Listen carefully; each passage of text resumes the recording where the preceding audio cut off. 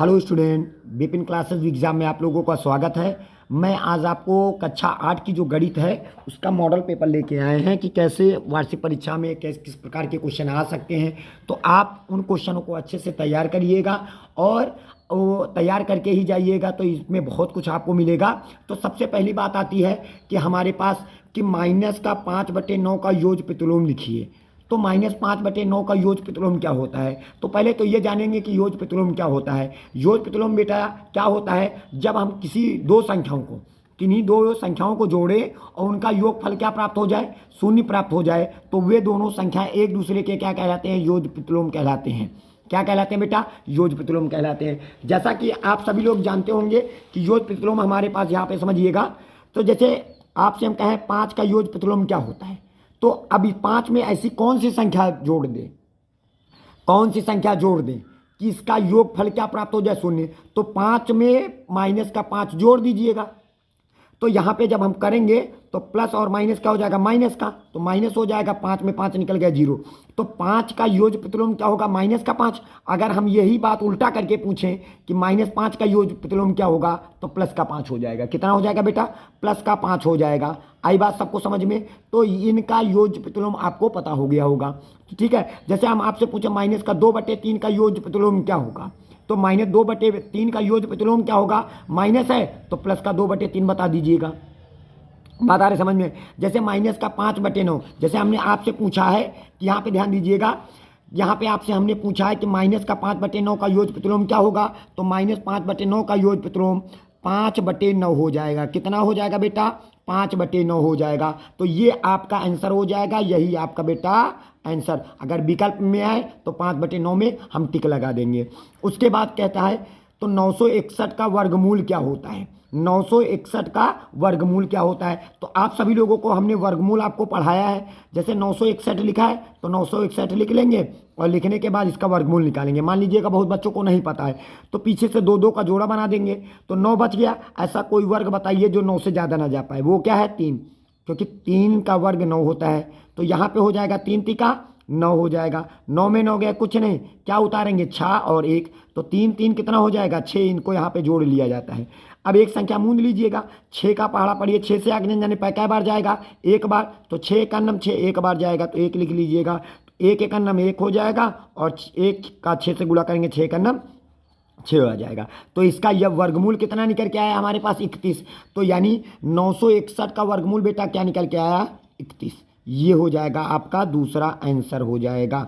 बात आ रही समझ में? चलिए अगला कहता है बेलन का वक्र पृष्ठीय क्षेत्रफल ज्ञात करो।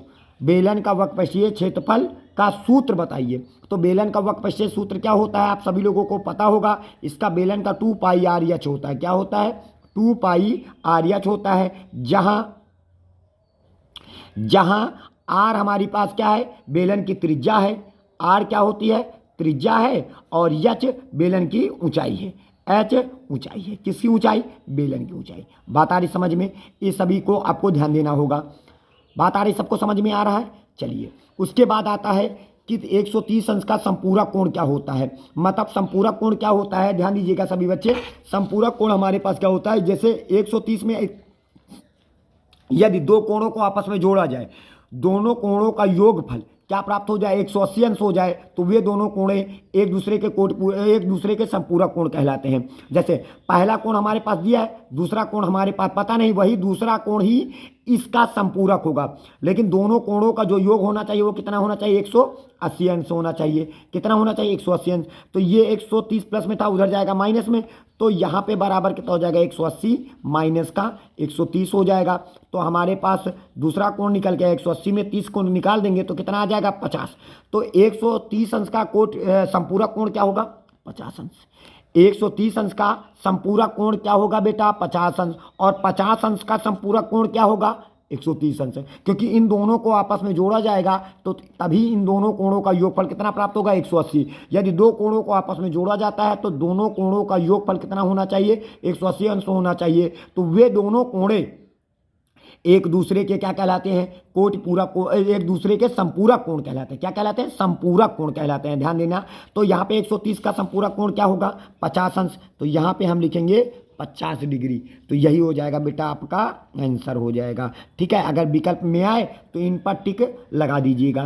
कहता है 743 का घनमूल क्या होता है। घनमूल में क्या होता है बेटा, 3 3 का जोड़ा बनता है। जैसे 343 का, किसका, 343 का घनमूल बताना है तो इसको काहे से काटेंगे, इसको हम 7 से काटेंगे। 7 से काट लीजिएगा, 7 चौक 28 हो जाएगा। बचे कितना इसके पास 6, 7 9 63, फिर 7 7 49 हो जाएगा। फिर इसको 7 से काटेंगे, 7 का नाम 7। देखिएगा घनमूल में क्या होता है, 3 3 का जोड़ा बनता है। देखोगा ये 7 ये 7 ये 7 इसका जोड़ा बन गया, तो इसका मतलब है 343 का घनमूल क्या निकल के आया बेटा, 300। घनमूल का मतलब होता है 3 3 का जोड़ा। किसका निकाले, 343 का। 343 का घनमूल क्या हो जाएगा, 7 हो जाएगा। यही बेटा आपका आंसर हो जाएगा। तो यहाँ पे विकल्प में क्या डालेंगे, 7। यही हो जाएगा आपका आंसर हो जाएगा। चलिए अगला क्वेश्चन देखते हैं। कहता है रिक्त स्थानों की पूर्ति करो। मतलब रिक्त स्थानों की पूर्ति करने, वर्ग का प्रत्येक कोण कितने अंश का होता है, 90 डिग्री का होता है। तो आप यहाँ पे 90 अंश भरेंगे। क्या भरेंगे, 90 अंश, क्योंकि वर्ग का जो प्रत्येक कोण होता है कितने अंश का होता है, 90 अंश का। जैसे जब आप वर्ग बनाएंगे तो ऐसे वर्ग बनता है, वर्ग की सभी भुजाएं क्या होती हैं, बराबर होती हैं, तथा सभी कोण 90 90 डिग्री के होते हैं। यहाँ भी 90 डिग्री, यहाँ भी 90 डिग्री, यहाँ भी 90 डिग्री और यहाँ भी 90 डिग्री होगा। और वर्ग की सभी भुजाएं क्या होती हैं, बराबर होती हैं। तो ये बातों को जानना जरूरी है। तो वर्ग का प्रत्येक कोण कितने अंश का होता है, 90 अंश का होता है। तो यहाँ पे 90 अंश लिख देंगे। -8 का व्युत्क्रम क्या होता है बेटा, क्या, -8 का व्युत्क्रम। जरा देखिएगा -8 लिखा है, इसका व्युत्क्रम, तो इसके नीचे अपान में एक छुपा रहता है का व्युत्क्रम। तो आपको कुछ नहीं करना है, आपको सिर्फ इतना काम करना है जो भी दिया गया है। जैसे -8 का व्युत्क्रम क्या, हमने इसके नीचे एक मान लिया, कुछ था नहीं, तो इसको मूसरा ठाड़ कर दीजिएगा। क्या करेंगे, इसको मूसरा ठाड़ कर दीजिएगा। तो एक ऊपर चला जाएगा, -8 नीचे आ जाएगा। तो -8 का जो व्युत्क्रम होगा वो आ जाएगा 1/-8 हो जाएगा। बात आ रही समझ में। तो आपका जो आंसर आएगा तो वो आ जाएगा -1/8 हो जाएगा। चाहे ऊपर माइनस लगाइए चाहे नीचे लगाइए, कोई दिक्कत नहीं। चलिए, 2 परिमेय संख्याओं का गुणनफल सदैव होता है। 2 परिमेय संख्याओं का गुणनफल सदैव होता है। क्या होता है, 2 परिमेय संख्याओं का गुणनफल सदैव एक परिमेय संख्या होती है। एक सदैव परिमेय संख्या होती है। क्या होती है, परिमेय संख्या होती है, याद रखना। ठीक है, कैसे जानिएगा, जैसे 2 संख्याएं, एक संख्या और मान लीजिएगा दूसरी संख्या 3/5 है। देखिएगा ये वाली संख्या और ये वाली संख्या को आपस में गुणा करते हैं तो दूताहीन 6 हो जाएगा। तो 6 बटे कितना मिलेगा, 5। तो ये 6/5 क्या है, एक परिमेय संख्या है। देखिए 2 भी एक परिमेय संख्या है और 3/5 भी एक परिमेय संख्या है। अब इन दोनों को आपस में जब गुणा करेंगे तो इसका जो गुणनफल आएगा वो 6/5 आया। तो जो 6/5 आया ये कैसी है, एक परिमेय संख्या है। तो वही बात है कि 2 परिमेय संख्याओं का गुणनफल सदैव परिमेय संख्या होता है। एक वर्ष में कितने दिन होते हैं, एक वर्ष में 365 दिन होते हैं। कितने 65 दिन, 365, या ऑब्लिक करके आप 366 दिन भी कह सकते हैं। ठीक है, तो ऑब्लिक करके, क्योंकि हमारे पास जिस वर्ष में हमारे पास जो लीप वर्ष होता है तो उसमें आपके 28 दिन होते हैं। और फिर उसके बाद एक ऐसा वर्ष होता है 4 साल बाद आता है, तो जिसमें हमारा फरवरी 29 का हो जाता है। ठीक है, तो उसमें 366 दिन हो जाएंगे। तो 365 या 366 हो जाएंगे। अब 30 अंश का कोटि पूरक कोण क्या होता है, देखिएगा अभी आप लोगों को हमने संपूरक बताया था, अब कोटि पूरक आ गया। कोटि पूरक का होता है यदि 2 कोणों को आपस में जोड़ा जाए। देखिएगा 30 अंश का पूछा था ना हमसे, तो 30 अंश का कोटि पूरक कोण क्या होता है, तो यदि 2 कोणों को आपस में जोड़ने पर उनका योगफल, 2 कोण, पहला कोण और दूसरा हमें पता नहीं है, उनका योगफल कितना हो जाए, 90 अंश हो जाए, तो वे दोनों कोण एक दूसरे के क्या कहलाते हैं, सकोटि पूरक कोण कहलाते हैं। जैसे 30 अंश का कोटि पूरक कोण क्या होता है, तो आपको परिभाषा याद होनी चाहिए। यदि 2 कोणों को जोड़ने पर उनका योगफल कितना प्राप्त हो, 90 अंश हो, वे दोनों कोण एक दूसरे को कोटि पूरक कोण कहलाते हैं। तो प्लस में था, उधर जाएगा माइनस में, तो हमारे पास आ जाएगा 90 माइनस का 30 हो जाएगा। तो यहाँ पे आ जाएगा, कितना आ जाएगा, 90 में 30 निकल के कितना हो जाएगा, 60। तो 60 अंश का कोटि पूरक कोण क्या होगा, 30 अंश, और 30 अंश का कोटि पूरक कोण क्या होगा, 60 अंश। देखिएगा 30 में ऐसी कौन सी संख्या जोड़ दिया जाए कि 90 आ जाए, 60, और 60 में ऐसी कौन सी संख्या जोड़ दिया जाए कि 90 आ जाए, 30। तो ये दोनों कोणें आपस में एक दूसरे के क्या कहलाती हैं, कोटि पूरक कोण कहलाती हैं। तो 30 अंश का कोटि पूरक कोण क्या होगा बेटा, आपके पास 30 कितना हो जाएगा, 60 अंश हो जाएगा, क्योंकि 30 अंश का कोटि पूरक कह रहे हैं ना, तो 30 अंश का कोटि पूरक कोण जो होगा वो 60 अंश हो जाएगा। आई बात समझ में सबको। चलिए अगले क्वेश्चन की ओर चलते हैं। चलिए अगले क्वेश्चन में चलते हैं। तीसरे नंबर में कहता है निम्न प्रश्नों को हल करो। जैसे 1/4 और 1/2 के बीच एक परिमेय संख्या लिखिए। सिर्फ एक परिमेय संख्या बतानी है। जैसे आपसे कहा जाए ए और बी के बीच परिमेय संख्या, तो याद रखना परिमेय संख्या। तो आपको कुछ नहीं करना है, आपको सिर्फ इतना करना है, बराबर 1/2 लिखना और ब्रेकर के अंदर हम यहाँ पे लिखेंगे a प्लस का b लिख देंगे। बात आ रही समझ में? चलिए तो हमारे पास a का मान कितना है, 1/4 है, तो हम यहाँ पे पहले तो 1/2 लिखेंगे। लिखने के बाद अब a का मान कितना है, 1/4, तो यहाँ पे 1/4 लिख देंगे और प्लस का b का मान कितना है, 1/2, हम 1/2 लिख देंगे। ठीक है, तो अब यहाँ पे क्या करेंगे, 1/2 लिखेंगे। लिखने के बाद अब 4 और 2 का लासा निकालेंगे तो हमारे पास 4 आ जाएगा। 4 का पहाड़ा पढ़िए, 4 से आगे नहीं जाने पाए, एक बार जाएगा, 1 को 1 से गुणा करेंगे 1 आ जाएगा, और प्लस का 2 का पहाड़ा पढ़िए, 4 से आगे 2 दूनी 4, 2 बार गया, 2 को 1 से गुणा करेंगे 2 1 नाम 2 हो जाएगा। तो अब बेटा बताइए 2 1 कितना हो जाएगा, 3, तो 1/2 हो जाएगा गुणे 2 1 3 हो जाएगा, 3 बटे कितना हो जाएगा, 4 हो जाएगा। तो 3 1 नाम 3 हो जाएगा, बटे 4 दूनी कितना हो जाएगा, 8। यही बेटा आपका आंसर हो जाएगा। बता रहे समझ में? यही 1/4 और 1/2 के बीच एक परिमेय संख्या क्या है, वो 3/8 हो जाएगी। चलिए अगले क्वेश्चन की ओर चलते हैं। अगला क्वेश्चन हमसे कहता है कि एक आयत का परिमाप हमारे पास कितना दिया गया है, आयत का जो परिमाप दिया गया है वो कितना दिया गया है हमारे पास। ठीक है, आयत का परिमाप हमारे पास कितना दिया गया है, ध्यान दीजिएगा बेटा। ठीक है, आयत का जो परिमाप हुआ दिया गया है वो 13 सेंटीमीटर का दिया गया। कितना दिया गया, 13 सेंटीमीटर का। और बेटा जो इसकी चौड़ाई दी गई है, आयत की जो चौड़ाई, तो अब आयत की चौड़ाई कितनी दी गई है, देखिएगा 2 सही 3 बटे कितना लिखा, 4, 4 दूनी 8, 8 में 3 को जोड़ देंगे तो 11 बटे कितना हो जाएगा, 4 हो जाएगा। तो आयत की जो चौड़ाई है वो 11/4 सेंटीमीटर है। कितना है, 11/4 सेंटीमीटर। अब आपको ये पता होना चाहिए कि आयत का परिमाप का सूत्र क्या होता है। तो बेटा आयत का परिमाप का जो सूत्र होता है, 2 ब्रैकेट के अंदर क्या होता है, लंबाई, और प्लस का क्या होता है, चौड़ाई। ये हमारा आयत का परिमाप का फार्मूला होता है। बराबर कितना हो जाएगा, 13 सेंटीमीटर। 2 गुणे में था, बटे में कर देंगे। लंबाई हमें पता नहीं है तो लंबाई ऐसे लिखा रह दीजिएगा। ठीक है, और प्लस का चौड़ाई हमारे पास कितना है, 11/4 है, तो 11 बटे क्या लिख देंगे, 4 लिख देंगे, और बराबर ये 2 गुणे में था, बटे में आ जाएगा, तो 13 बटे कितना हो जाएगा बेटा, 2 हो जाएगा। अब देखिएगा ये प्लस में था, उधर जाएगा माइनस में हो जाएगा। तो यहाँ पे हमारे पास जो लंबाई है, लंबाई बराबर प्लस में था, उधर जाएगा माइनस में, तो हमारे पास 13 बटे कितना हो जाएगा, 2। फिर उसके बाद प्लस में था माइनस में, और 11 बटे कितना हो जाएगा, 2। तो देखिएगा 11/4 हो जाएगा, यहाँ पे 4 लिखेंगे। आई बात समझ में? अब इसके बाद बेटा ध्यान दीजिएगा, देखिएगा यहाँ पे 4 है, इधर भी 4 होना चाहिए। 2 से ऊपर गुणा कर दीजिएगा, 2 से नीचे गुणा करेंगे तो हर आपस में बराबर हो जाएंगे। तो हमारे पास लासा इसका क्या आ जाएगा, फिर 4 आ जाएगा। 13 दूनी 26 हो जाएगा, और माइनस का 11, क्योंकि जब हर बराबर होते हैं लासा 4 हो जाएगा। 13 दूनी 26 माइनस का 11 ऐसे उतार लेंगे।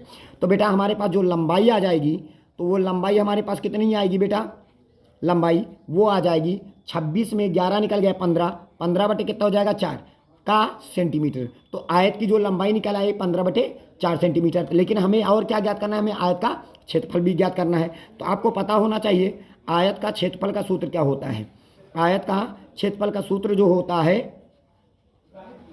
क्षेत्रफल का सूत्र होता है वो क्या होता है, वो लंबाई गुणे क्या होता है बेटा, चौड़ाई होता है। लंबाई गुणे चौड़ाई। तो आपके पास लंबाई आपको पता चल चुकी है। लंबाई आपके पास बेटा कितना है, लंबाई है 15/4 है। ठीक है, गुणे चौड़ाई आपके पास पता चल चुकी है बच्चे बेटा 11/4। दोनों को आपस में हम गुणा कर लेंगे तो 11 × 5 = 55 की 5 हासिल है 5, 11 का नाम 11, 11 × 5 = 16, ये हो जाएगा बटे 4 चौक 16, तो ये हो जाएगा 16। और देखिएगा ये भी सेंटीमीटर में, ये भी सेंटीमीटर में, तो यहाँ पे हो जाएगा सेंटीमीटर स्क्वायर। इसका मतलब जो आयत का क्षेत्रफल निकल के आया बेटा, ध्यान दीजिएगा, आयत का क्षेत्रफल निकल के आया है।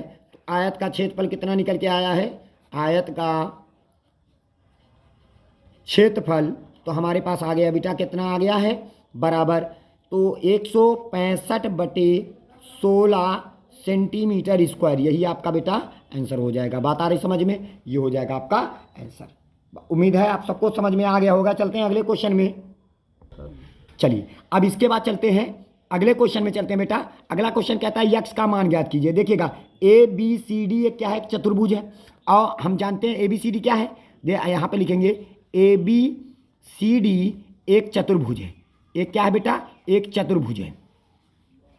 यहाँ पे लिखना होगा आपको चतुर्भुज है, और चतुर्भुज के सभी कोणों का योग कितना होता है, 180 अंश होता है। यानी आप यहाँ पे लिख सकते हो कोण ए प्लस का कोण बी प्लस का कोण सी प्लस का कोण डी बराबर कितना होता है, 360 अंश होता है। सॉरी, यहाँ पे हमने आपको 180 बोल दिया, गलत हो गया। चतुर्भुज के सभी कोणों का जो योग होता है वो 360 अंश होता है। तो अब बताइए कोण ए पर कितने डिग्री का कोण बन रहा है, 130 डिग्री का बन रहा है। कोण बी पर कितना बन रहा है, 120 डिग्री का बन रहा है। प्लस का कोण सी पर कितना डिग्री का बन रहा है, 1 डिग्री का बन रहा है। ठीक है, और प्लस का कोण डी का जो बन रहा है हमारे पास वो कितना है, 50 डिग्री का बन रहा है। ठीक है, तो बराबर कितना हो जाएगा, 360 हो जाएगा। क्योंकि हमें एक्स का मान ज्ञात करना, हमें इसी कोण सी का मान यानी एक्स का मान ज्ञात करना है। तो 130 और 120 तो हमारे पास हो जाएगा 250 हो जाएगा। अब 250 में हम 50 को और जोड़ देंगे तो हो जाएगा 300 बेटा। कितना हो जाएगा, 300 प्लस का हो जाएगा x डिग्री बराबर कितना हो जाएगा, 360 अंश हो जाएगा। हो जाएगा, प्लस में था माइनस में चला जाएगा तो x बराबर हमारे पास हो जाएगा बेटा 360 माइनस का 30 हो जाएगा। तो बराबर यहाँ पे x बराबर हमारे पास कितना हो जाएगा, 60 डिग्री हो जाएगा। यानी x का जो मान आया वो 60 अंश हो जाएगा। बात आ रही सबको समझ में? तो यही बेटा आपका आंसर हो जाएगा। चलिए अगला क्वेश्चन ध्यान देते हैं। अगले क्वेश्चन में क्या कहता है, एक वस्तु को 120 रुपए में खरीद कर, देखिएगा खरीदना हमारा क्या होता है, क्रय मूल्य। आप लोग प्रॉफिट और लॉस पढ़ा होगा, नहीं पढ़ा होगा कोई बात नहीं। जब हम कभी किसी वस्तु को खरीदते हैं तो जो हमारा खरीदना होता है, देखिएगा हम एक वस्तु को 120 रुपये में खरीद रहे हैं, खरीद कर खरीदा है ना, 120 रुपये में खरीदा। खरीदना हमारा क्या होता है, क्रय मूल्य। तो ये हो जाएगा बेटा आपका क्रय, सॉरी यहाँ पे क्रय मूल्य लिखेंगे, क्रय मूल्य। तो क्रय मूल्य हमारे पास कितना है बेटा, 120 रुपये है। और जब किसी वस्तु को खरीद कर उसको बेच दिया जाता है, बे का मतलब होता है बेचना, बेचना मतलब विक्रय मूल्य, खरीदना मतलब क्रय मूल्य। ठीक है, तो यहाँ पे आपको समझना होगा क्रय मूल्य हमारे पास 120 रुपये है और 100 रुपये में उसको बेच दिया। बेचना हमारा क्या होता है, विक्रय मूल्य। क्या होता है बेटा, विक्रय मूल्य होता है। यहाँ पे ध्यान देंगे सभी बच्चे, विक्रय मूल्य बराबर हमारे पास कितना है, 100 रुपये है। हो गया बेटा।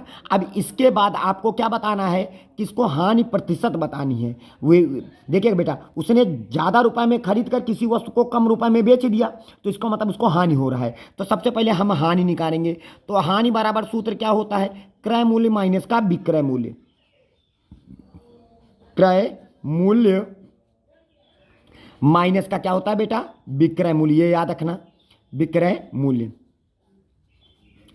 तो ये हो जाएगा। तो आपके पास क्रय मूल्य कितना है, 120 रुपये में खरीदा था और उसने 100 रुपये में बेच दिया। तो उसको हानि कितना हुआ हमारे पास बेटा, हमारे पास हो गया 20 रुपये। कितना हो गया बेटा, हानि बराबर हमारे पास बेटा कितना हो गया, 20 रुपये की उसको हानि हुई। इतनी बात आई समझ में। अब आपको हानि प्रतिशत ज्ञात करना है। क्या ज्ञात करना है, अगर हानि हुई है तो हानि प्रतिशत बताएंगे आपको। ठीक है, हानि प्रतिशत। अब बेटा हानि प्रतिशत का जो फार्मूला होता है क्या होता है, हानि गुणे 100 बटे क्या होता है हमारे पास, क्रय मूल्य। याद रखना बेटा, क्या होता है, क्रय मूल्य होता है। तो हानि हमारे पास कितना है बेटा, 20 रुपये, गुणे कितना हो जाएगा 100 और बटे हमारे पास क्रय मूल्य हमारे पास कितना है। देखिएगा क्रय मूल्य हमारे पास 120 रुपये है तो यहाँ पे 120 करेंगे। ठीक है, तो ये 0 से 0 कैंसिल हो जाएगा, 2 से काटेंगे 2 छाक 12 आ जाएगा। तो हानि बराबर हमारे पास कितना हो जाएगा बेटा, हानि प्रतिशत बराबर जब हम इसको भाग करेंगे 100 में, देखिएगा तो 100 बटे कितना हुआ 6, 100 बटे कितना हुआ बेटा 6, 6 का पहाड़ा पड़िए 10 से आगे नहीं जाने पाए, 6 का नम 6 हो जाएगा। और यहाँ पे बचा हमारे पास कितना बेटा, 4 बचा तो हो गया 40। अब 6 का पहाड़ा पड़िए 40 से आगे नहीं, 36 दशमलव लगा दिया, क्या बचे इसके पास 4 तो 6 के 36 बार बार आता चला जाएगा तो इसको 6-7 बना दिया जाता है और इतना प्रतिशत हो जाएगा। यही बेटा आपका आंसर हो जाएगा। बात आ रही समझ में। चलिए अगला क्वेश्चन लेते हैं। आप सभी लोगों को समझ में आ रहा होगा, बिल्कुल पूरा आसानी से समझ में आता होगा, किसी प्रकार की कोई दिक्कत ना होती होगी।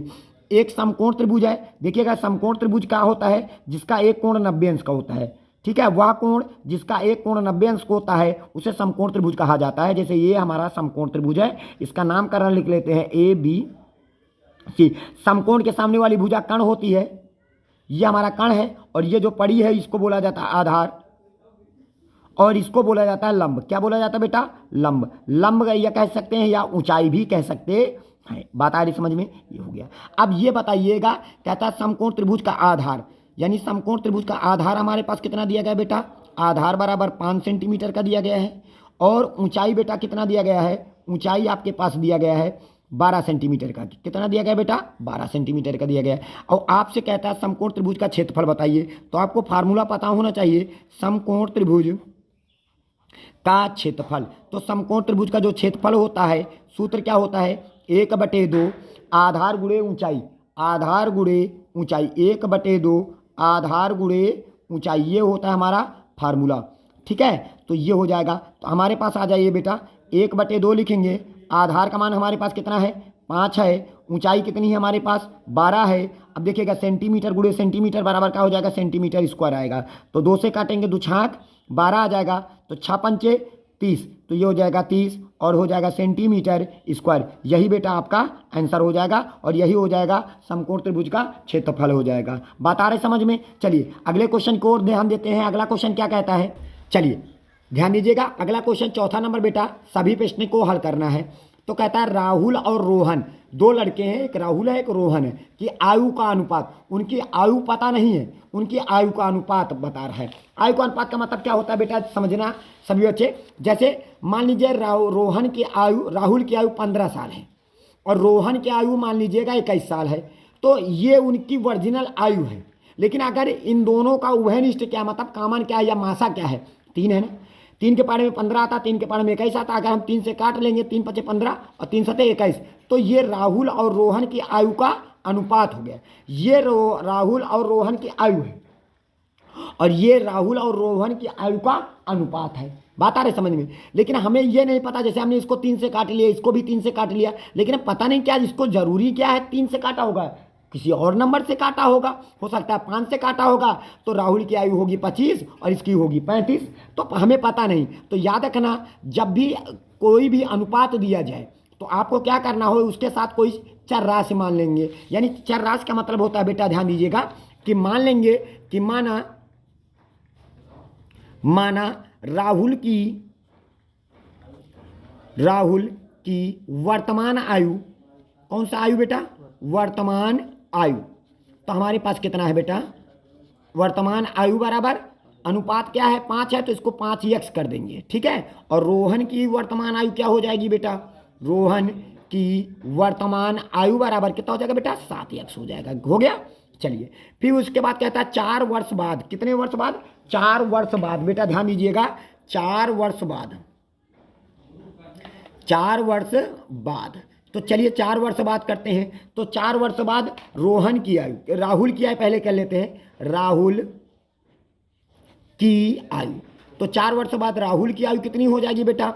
तो देखिएगा, तो आप जो आपकी वर्तमान आयु है उसमें 4 बाद के लिए क्या करते हैं? 4 जोड़ दिया जाता है। क्या किया जाता है? जोड़। मान लीजिए आपकी उम्र इस समय 20 साल की है, ठीक है, या 10 साल की है, तो 10 साल की है, तो 4 वर्ष बाद आपकी कितनी हो जाएगी? 10 में 4 और जोड़ दीजिएगा तो 14 हो जाएगा, अगर जिंदा रहोगे तो बबुआ, है ना। और 4 वर्ष बाद बेटा, 4 वर्ष बाद बेटा रोहन की आयु कितनी हो जाएगी? रोहन की आयु बराबर कितना हो जाएगा? 7x में था, तो इसमें भी 4 जोड़ दिया जाएगा, तो रोहन भी हमारे पास 7x प्लस का 4 हो जाएगा। ठीक है, कहता है दोनों, अब यहाँ पे देखिएगा, 4 वर्ष बाद उनकी आयु का योग कितना है? 56।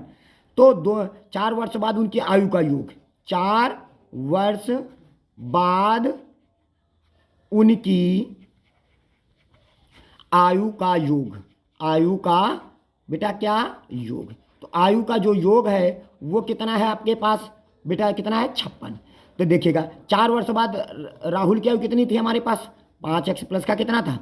4 था। और 4 वर्ष बाद रोहन की आयु कितनी थी? 7x प्लस का क्या था?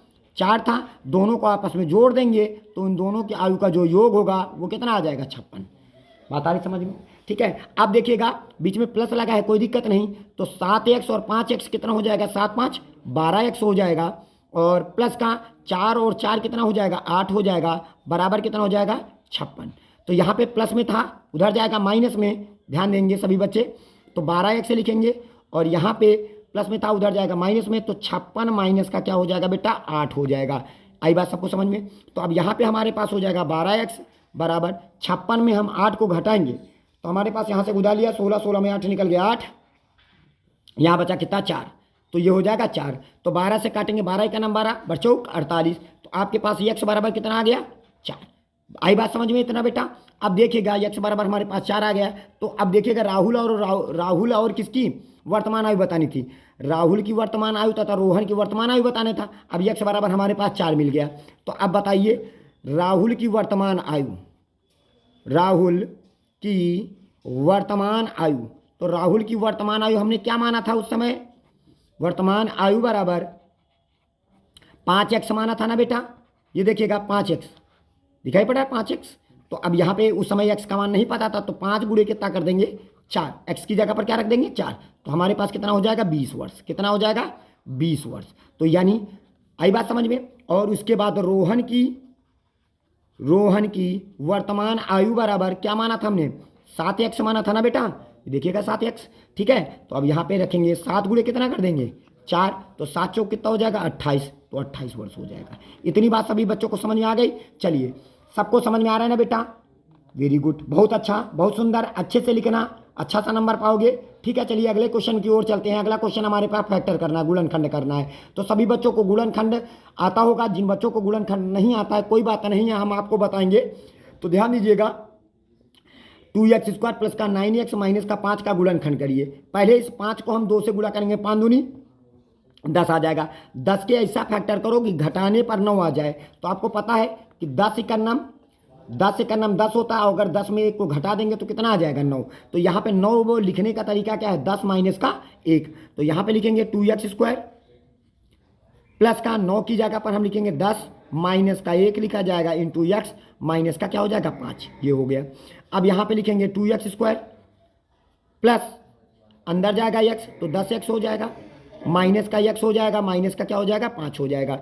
अब दोनों में क्या कॉमन है, देखिएगा इसमें और इसमें क्या है, 2 के पाने में 2 आता है, 2 के पाने में 10 भी आता है। तो हम 2 कॉमन कर लेंगे, साथ में x इसके पास भी है, x इसके पास भी है, तो x को भी कॉमन कर लिया, तो 2x निकल गया। तो x प्लस का 2 पंचे 10 हो जाएगा, और आगे माइनस दिखा पड़ा तो माइनस कॉमन कर लेंगे, और जहाँ पर कुछ कॉमन नहीं होता बेटा वहाँ पे 1 कॉमन होता है। कॉमन कर लिया तो दोनों का हो जाएंगे पॉजिटिव, यानी x प्लस का क्या हो जाएगा 5 हो जाएगा। बात आ रही समझ में। अब हम क्या करेंगे, दोनों में क्या कॉमन है, देखिए एक पद और ये दूसरा पद, इन दोनों पदों में x प्लस का 5 क्या हो रहा है, कॉमन हो रहा है। तो x प्लस का 5 हम कॉमन कर लेंगे, बचेगा हमारे पास 2x माइनस का 1, यही इसके गुणनखंड हो जाएंगे, यही बेटा इसका आंसर हो जाएगा। आप लोगों को समझ में आ गया होगा बेटा, सभी को समझ में आ गया कि नहीं आ गया।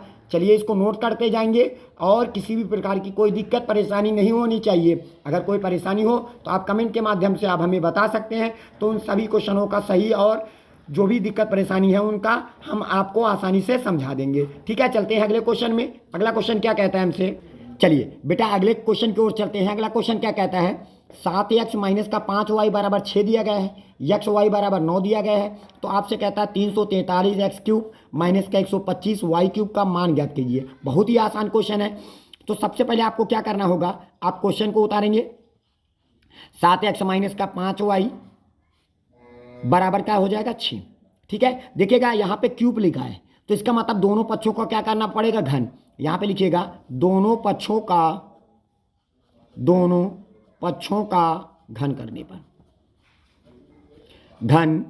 करने पर जब हम दोनों पक्षों का घन करेंगे बेटा, तो हमारे पास क्या मिलेगा, तो इधर हो जाएगा 7x माइनस का 5y का होल क्यूब हो जाएगा, बराबर इधर हो जाएगा 6 का होल क्यूब हो जाएगा। इतनी बात आई सबको समझ में। अब लगा देंगे, आप सभी लोगों को बेटा पता होगा कि सूत्र हमारे पास एक होता है, बीच में क्या लगा है माइनस और क्यूब लगा है। तो यहाँ पे एक सूत्र होता है a माइनस बी का होल क्यूब। तो a माइनस बी का होल क्यूब का सूत्र होता है a³ माइनस का b³ और माइनस का क्या हो जाएगा 3ab और ब्रेकेट के अंदर a माइनस का क्या हो जाएगा b। ये हो जाएगा आपका सूत्र। ठीक है, अब बताइए a के स्थान पर कितना है 7x और बी के स्थान पर कितना 5y। हमारा क्वेश्चन इस रूप में लिखा हुआ है, हमें इस रूप में लिखना है। तो आप यहाँ पे ए की जगह पर क्या रखोगे 7x का होल क्यूब लगा देंगे, फिर माइनस का बी की जगह पर क्या रखोगे 5y का होल क्यूब हो जाएगा। ठीक है, ठीक है। और फिर उसके बाद यहाँ पे माइनस का 3 ए की जगह पर, ठीक है, ए की जगह पर यहाँ पे रख। तो देखिएगा अब बेटा यहाँ पे क्या करेंगे, अब ए के स्थान पर हम कितना रखेंगे, ए की जगह पर बेटा क्या है देखिएगा 7x रखेंगे, बी की जगह पर क्या हो जाएगा 5y, और ए की जगह पर हम 7x रखेंगे, बी की जगह पर हम क्या रखेंगे 5y, और बराबर बेटा इधर 6 की घात 3 लिखा है तो 6 को कई बार गुणा करेंगे 3 बार, 6 गुणे 6 गुणे 6 हो जाएगा।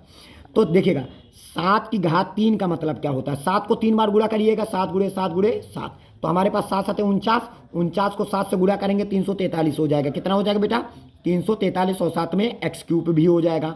आई बात समझ में। अब 5 को 3 बार गुणा करेंगे बेटा, 5 गुणे 5 गुणे 5 मान लीजिएगा, तो 5 25 पंचे 125 हो जाएगा, 125 लिखेंगे, और बेटा यहाँ पे ध्यान दीजिए क्यूब लगा है, और वाई क्यूब हो जाएगा। इतनी बात आई समझ में। माइनस का 3 का 7 से गुणा करेंगे 7 त्रिक 21 हो जाएगा, 21 को 5 से गुणा करेंगे, 21 पंचे होता है 105, 21 पंचे 105, और यक्स और ये वाई, तो हमारे पास हो जाएगा यक्स और ये वाई हो जाएगा।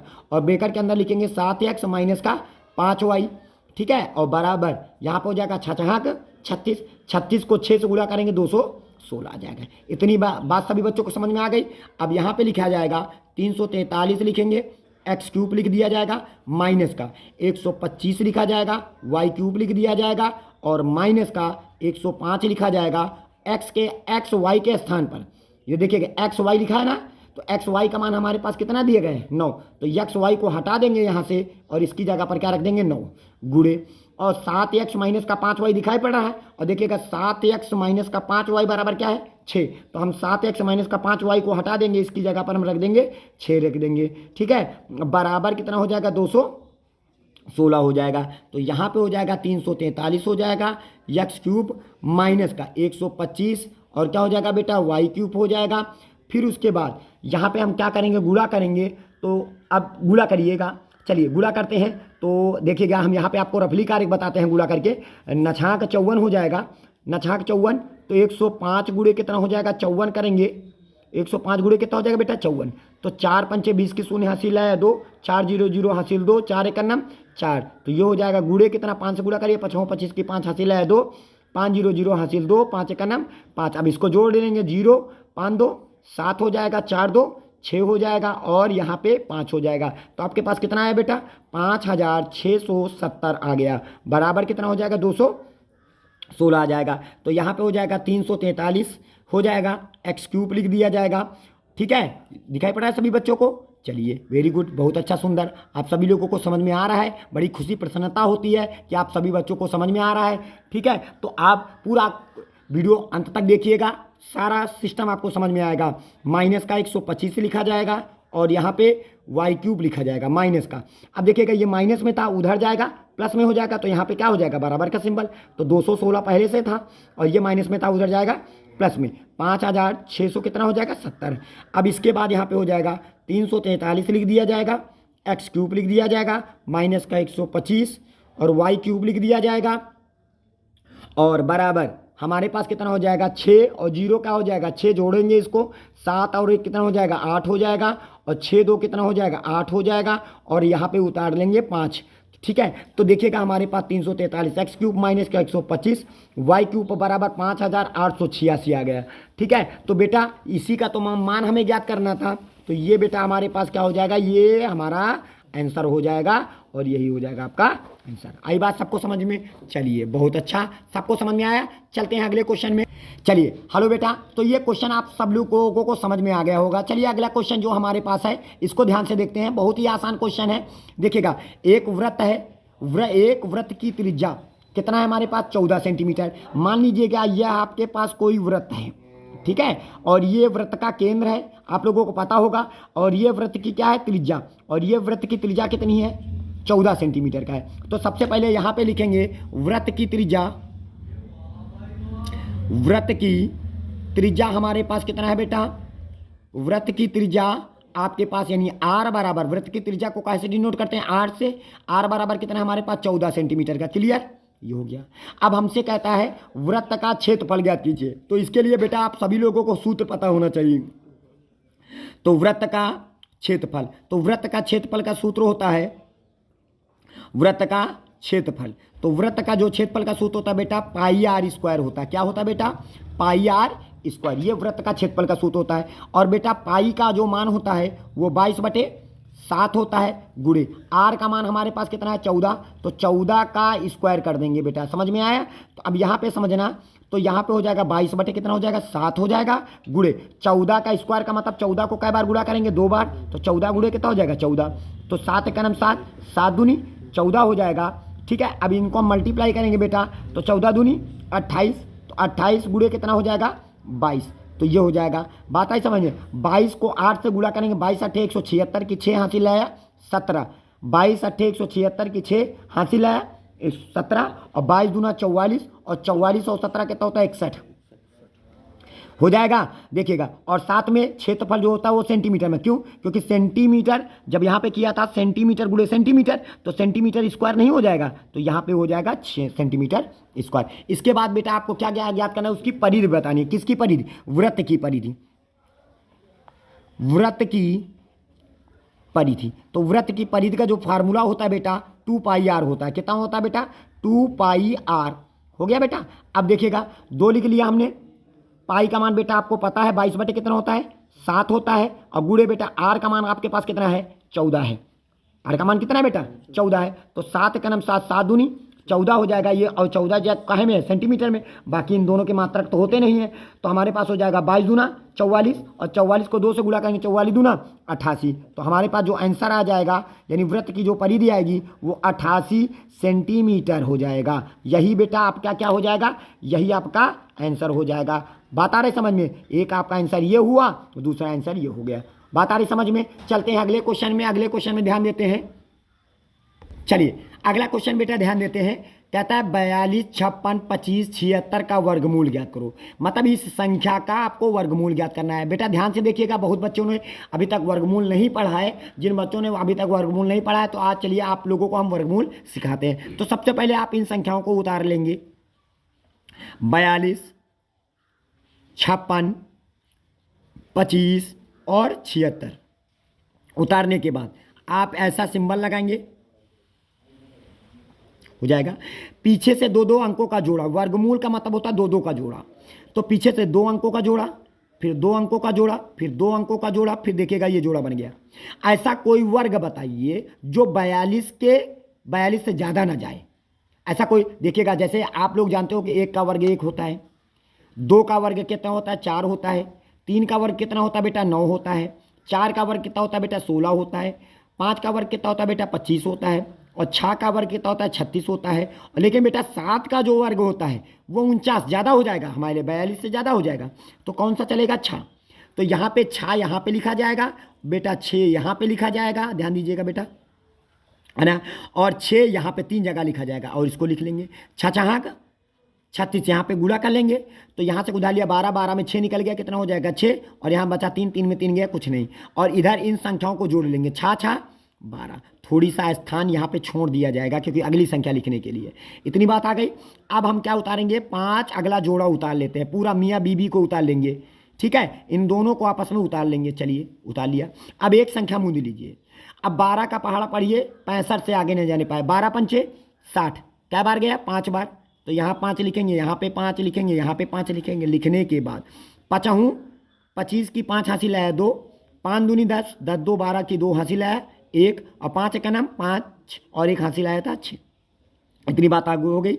अब इसको यहाँ पे जोड़ के लिखेंगे 5 5 10 10 की 0 हासिल आया 1, थोड़ा सा स्थान छोड़ देंगे, और 2 1 हासिल आया था 3, और ये हो जाएगा 1। इतनी बात सबको समझ में आई? 6 में 5 निकल गया 1, 5 में 2 निकल गया 3, 6 में 6 गया कुछ नहीं। अब क्या उतारेंगे? अगला जोड़ा क्या है? 25, तो हम 25 को उतार लेंगे। सबको समझ में आ रहा है?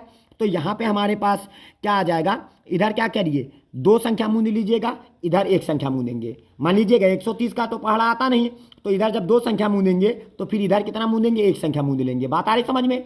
तो अब 13 का पहाड़ा पढ़िए कि 31 से आगे नहीं पाए। 13 दूनी 26, 13 39 ज़्यादा हो जाएगा, तो 2 बार जाएगा, तो यहाँ पे 2 2 लिख लिया। 2 दूनी 4, 2 जीरो, 0 दुताहीन 6 और 2 एक नाम 2 हो जाएगा। इतनी बात आई। 5 में 4 निकल गया 1, 2 में 0 निकल जाएगा 2 और 1 में 6 जाएगा नहीं, पड़ोसी से उधार लेंगे तो 11, 11 में 6 निकल गया कितना हो जाएगा 5 और 2 में 2 गया कुछ नहीं। अगला जोड़ा उतार लेंगे, क्या है अगला जोड़ा, लास्ट जोड़ा 76 उतार लेंगे। इधर 2 और 2 कितना हो जाएगा 4 और ये हो जाएगा 0, ये हो जाएगा 3 और ये हो जाएगा बेटा 1 हो जाएगा। इतनी बात सबको समझ में आई।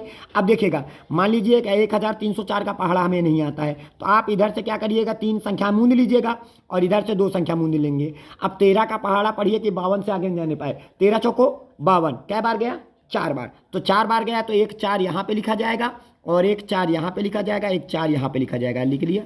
लिखने के बाद 4 चौक 16, 16 की 6 हासिल आया 1, 4 चौक 16, 1 17 की 7 हासिल आया 1, 4 0 0 हासिल 1 आया था और 4 3 12, 12 की 2 हासिल आया 1 और 4 एक नम 4 1 5, ये हो गया।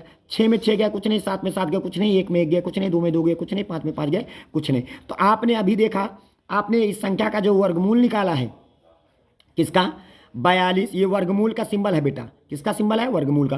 42 और 56, 25 और 76 का जो वर्गमूल निकाला है तो बेटा आपका आंसर कितना आया है 6524। यही बेटा आपका क्या हो जाएगा, यही आपका बेटा आंसर हो जाएगा। बात आ रही समझ में। चलिए अगले क्वेश्चन की ओर चलते हैं। अगले क्वेश्चन में ध्यान देंगे तो अगला क्वेश्चन हमारे पास क्या कहता है, ध्यान देंगे सभी बच्चे। चलिए क्वेश्चन क्या कहता है, कहता है 5वां नंबर है, सभी प्रश्न हल करो। तो √5 का मान दशमलव के 3 स्थानों तक ज्ञात करना है। कितने स्थानों तक ज्ञात करना है। और ये बेटा जो सिंबल लगा है ये किसका सिंबल है, वर्गमूल का। अभी आपको हमने बताया है ये किसका सिंबल है बेटा, देखिएगा ये किसका सिंबल है, वर्गमूल का। वही सिंबल यहाँ भी लगा है तो यानी इसका वर्गमूल आपको ज्ञात करना है। तो कुछ ना करिएगा, बहुत ही आसान है। तो आप सबसे पहले यहाँ पे ऐसे सिंबल बना देंगे। बनाने के बाद यहाँ पे कितना लिखोगे 5, क्या लिखोगे 5। अपने मन से दशमलव लगा के एक दुल्हा दुल्हन और एक दुल्हा दुल्हन और एक दुल्हा दुल्हन, बता नहीं सकते क्योंकि दशमलव के 3 अंकों के 3 स्थानों तक ज्ञात करना है तो आप 4 दुल्हा दुल्हन को तैयार करना, तभी एक लास्ट वाला आपको पता चल जाएगा। ठीक है, अभी हमको आपको बताएंगे ऐसा क्यों। तो आप क्या करेंगे, पीछे से जोड़ा बन गया, ये जोड़ा बन गया, ये जोड़ा बन गया, ये जोड़ा बन गया।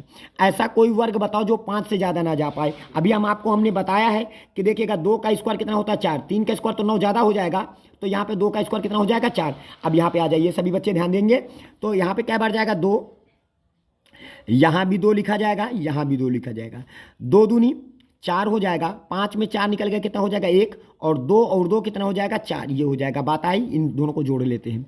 अब देखिएगा दशमलव वाले स्टार्ट हो गए तो यहाँ पे आप दशमलव लगाएंगे और इन दोनों जोड़ों का उतार लेंगे, दूल्हा दुल्हन को उतार लेंगे। अब एक संख्या मूंद लीजिए, 4 का पहाड़ा पढ़िए, 10 से आगे नहीं जाएगा। 4 दूनी 8, कै बार जाएगा 2 बार जाएगा, तो हम यहाँ पे 2 लिख लिए, हो जाएगा। 2 दूनी 4, 2 चौको 8, तो यहाँ से एक उधार लिया बन गया 10, 10 में 4 निकल गया 6, 9 में 8 निकल गया 1। अब अगला जोड़ा उतार लेंगे, क्या है, हो गया। अब बेटा इधर क्या करेंगे, इन दोनों को आपस में जोड़ लेंगे, 2 2 4, थोड़ा सा स्थान छोड़ देंगे और यहाँ पे कितना हो जाएगा 4। अब देखिएगा इस संख्या को मूंदा, इस संख्या को मूंद लिए। 4 का पहाड़ा पढ़िए, 16 से 4 चौक 16, 4 बार जा रहा है, लेकिन हम 4 बार नहीं जाएंगे क्योंकि ये 4 एक्स्ट्रा भी तो चल रहा है। तो हम क्या बार जाएंगे, एक कदम पीछे हो जाना, 3 बार जाएंगे। कितने बार जाएंगे, 3 बार जाएंगे। अभी आपको रिमाइंडर ही बता देगा कि सही है गलत। 3 तिका 9 हो जाएगा, 3 चौक 12, 12 की 2 हासिल है 1 हो जाएगा, 3 चौक 12, 1 हासिल 13 हो जाएगा। यहाँ से कुदा लिया बन गया 10, 10 में 9 निकल गया 1, यहाँ बचा कितना 9, 9 में 2 निकल गया कितना हुआ 7, यहाँ क्या बचे 5, 5 में 3 निकल गया 2, देखिएगा 261 आया। भाई 4 बार जाते तो गड़बड़ा जाता फिर।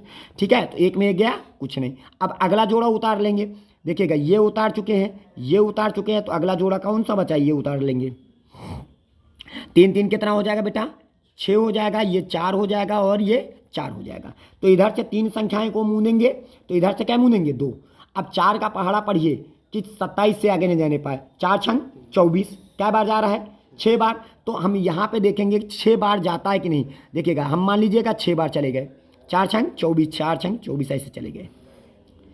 छाछाक 36 की 6 हासिल है, छाछाक 36 की 6 हासिल है 3, छाछाक 36, 36 3 39, 39 की 9 हासिल है 3, और छछौक 24, 24 3 27 की 7 हासिल है 2, और छछौक 24, 24 2 26, देखिएगा चला गया ना। अब चलिए, अब यहाँ से उधार लिया, बन गया 10, 10 में 6 निकल गए 4, 9 में 9 निकल गया 0, यहाँ पे बचा 0, एक उधार लिया, बन गया 10, 10 में 7 निकल गया 3, तो और यहाँ पे हुआ 6 में 6 गए कुछ नहीं, 2 में 2 गए कुछ नहीं। अब लास्ट जोड़ा उतार लेंगे, उतार लिए, तो यहाँ पे हो जाएगा 6 12, 12 की 2 हासिल है 1 और 2 1 6 1 हासिल 7 और ये हो जाएगा 4 और ये हो जाएगा 4।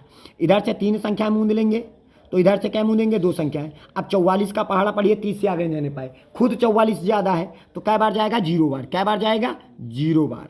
तो जब 0 को किसी संख्या से गुणा करते हैं तो क्या प्राप्त होता है हमको 0। देखिए 0 को इसमें गुणा करेंगे तो 0 मिल जाएगा 0। तो आपके पास यहाँ पे कह सकते हो कि जो हमारे पास √5 का जो मान निकल के आया है, तो √5 का मान कितना निकल के आया, देखो दशमलव के 2 दशमलव कितना हो जाएगा 2 3 6। आप 0 मत लिखिएगा, दशमलव के 3 स्थानों तक निकालना, दशमलव के बाद 3 स्थान 1 2 3, तो यही बेटा आपका क्या हो जाएगा, यही बेटा आपका आंसर हो जाएगा। बात आ रही समझ में। चलते हैं अगले कोई नंबर क्वेश्चन में। आप चलते हैं अगले क्वेश्चन में बेटा। अगले क्वेश्चन में देखिएगा क्या लिखा है, 3x माइनस का 5y प्लस का 2 का होल स्क्वायर को हल करो, मतलब इसको हल करना है। तो आपको सभी बच्चों को फार्मूला इसका पता होना चाहिए। तो देखिएगा क्वेश्चन को हल करने के लिए 3x माइनस का 5y प्लस का 2 का होल स्क्वायर, तो आप सभी लोगों को इसका फार्मूला पता होता है। इसका फार्मूला होता है a प्लस का b प्लस का c का होल स्क्वायर बराबर सूत्र होता है a स्क्वायर प्लस का b स्क्वायर प्लस का c स्क्वायर प्लस का 2ab प्लस का 2bc और प्लस का 2ca, ये हमारा फार्मूला होता है।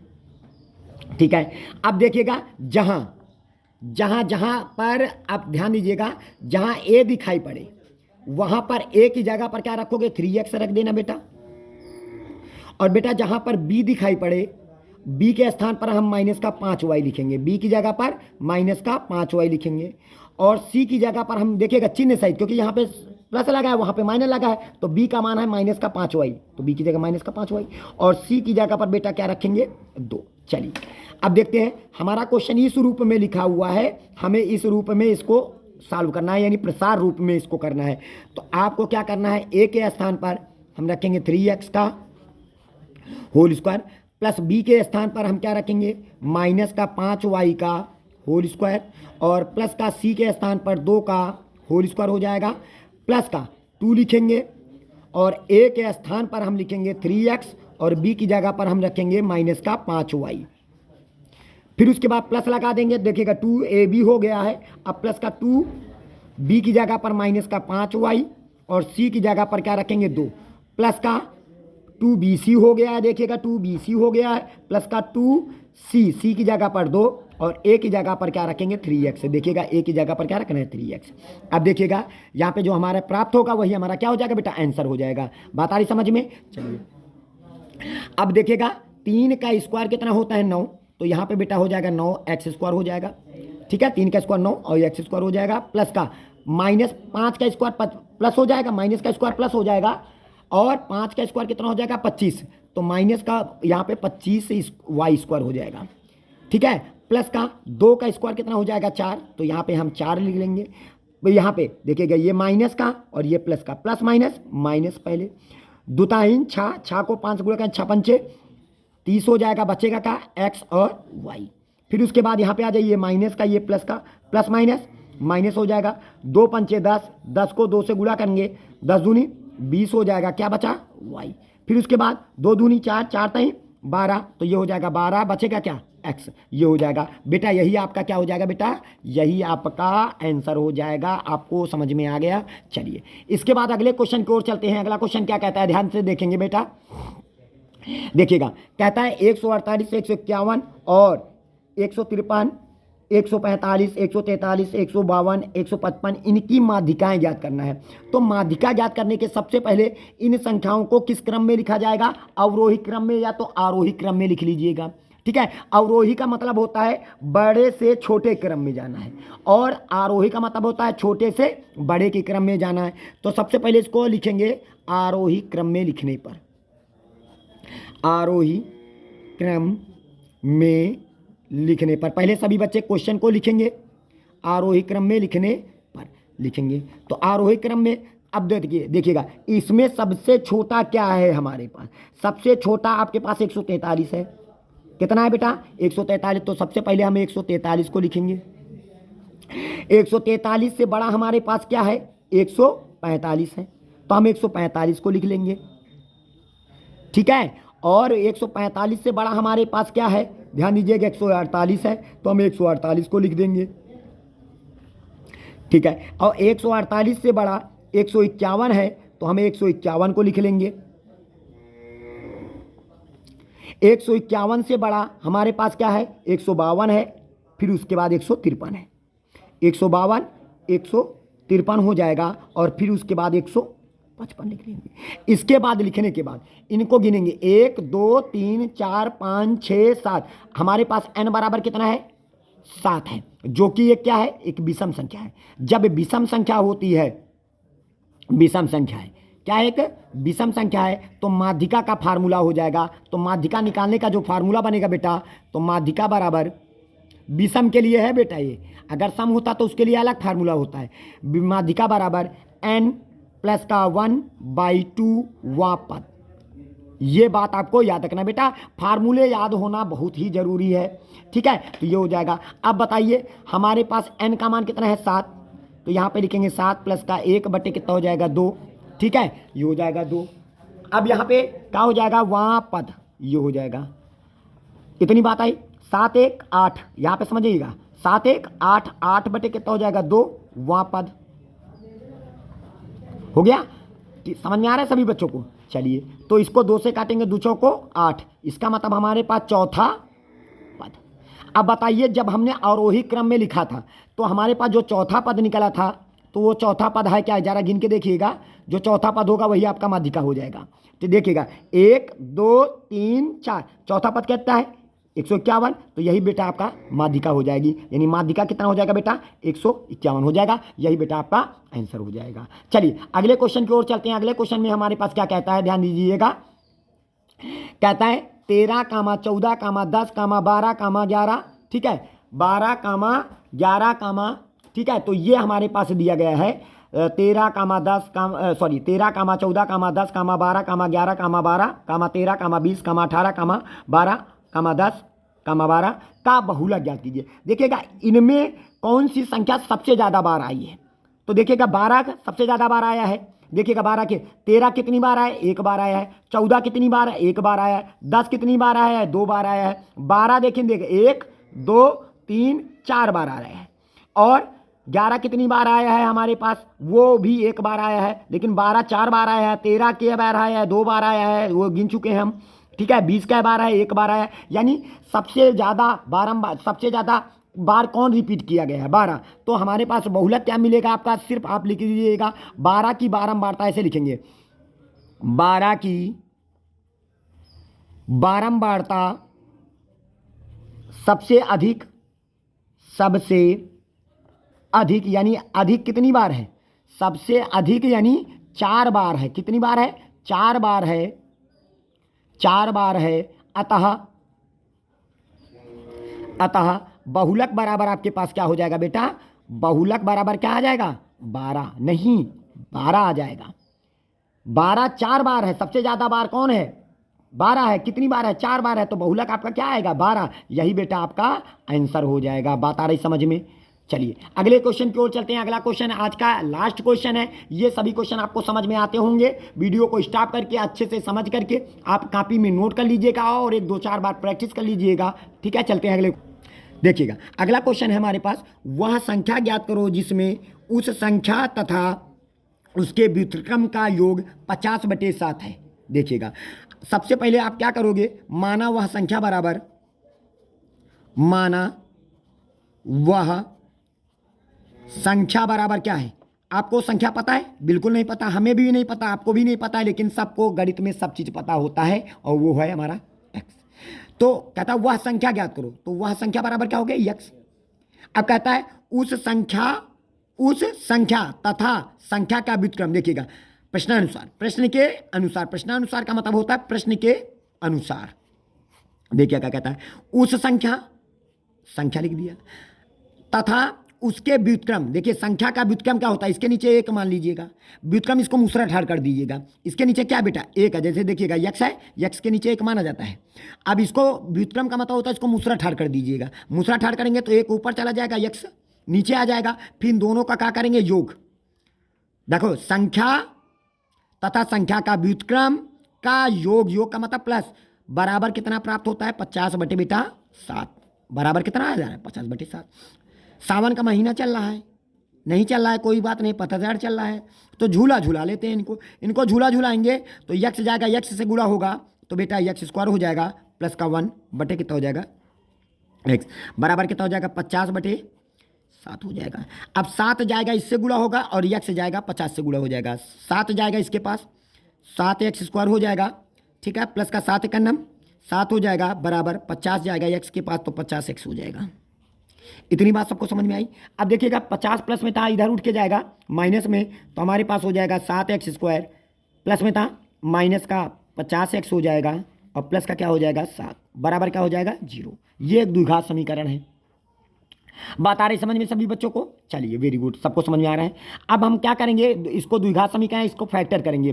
देखिएगा 7 जाएगा, 7 के पास 7 सते 49 हो जाएगा, 49 के ऐसा फैक्टर करिए, ऐसा फैक्टर के जोड़ने पर देखिएगा 7 सते 49 हो गया, 49 के ऐसा फैक्टर के जोड़ने पर कितना बन जाए 50। तो देखिएगा 49 का नम 49 होता है और 49 में जब हम एक को जोड़ देंगे तो 50 नहीं हो जाएगा, तो यानी 50 लिखने का जो तरीका है वो कितना है 49 प्लस का 1, तभी तो जोड़ने पर 50 आए। तो देखिएगा जोड़ने पर 50 आ रहा है, तो यहाँ पे लिखेंगे 7x स्क्वायर माइनस का 50 की जगह पर कितना लिखेंगे 49 प्लस का क्या हो जाएगा 1 इंटू यक्स हो जाएगा, प्लस का कितना हो जाएगा 7, बराबर का हो जाएगा 0।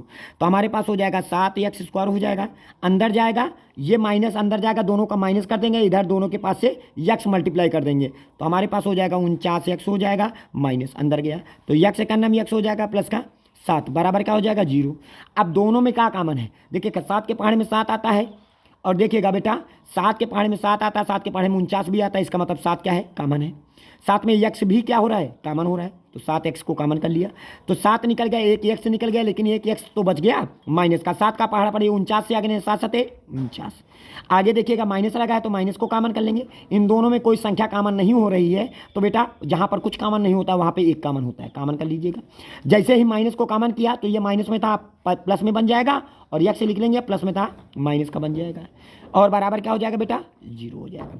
तो अब यहाँ पे आ जाएंगे यक्स माइनस का, दोनों में क्या कॉमन है बेटा यक्स माइनस का 7 इसके पास, यक्स माइनस का 7 इसके पास, देखिएगा एक पद और ये दूसरा पद, दोनों पदों में क्या कॉमन है एक्स माइनस का 7, दोनों के पास से एक्स माइनस 7 को कॉमन कर लिया बेटा, तो यहाँ पे बचेगा 7x बच गया और माइनस का 1 ये हो गया, बराबर क्या हो जाएगा बेटा 0 हो जाएगा। बात आ रही सबको समझ में?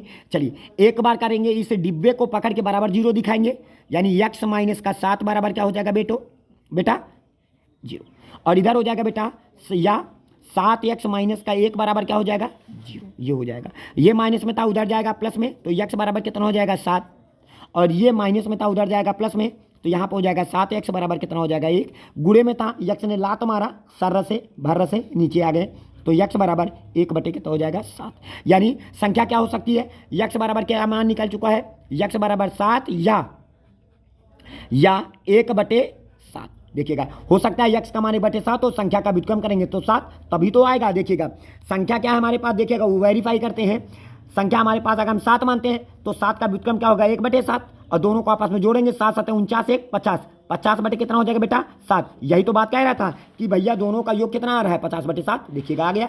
अगर हम संख्या को 1 बटे 7 मानते हैं और इसका व्युत्क्रम करेंगे 1 बटे 7 का व्युत्क्रम करेंगे तो 7 आ जाएगा, 7 7 49 1 50, तो 50 बटे 7 दोनों दशाओं में हमारे पास प्राप्त हो गया। बात आ रही समझ में, दोनों दशाओं में हमारे पास प्राप्त हो जाएगा। तो आपका जो आंसर आया यानी वह संख्या बराबर क्या मिल गई हमको, वह संख्या बराबर 7 या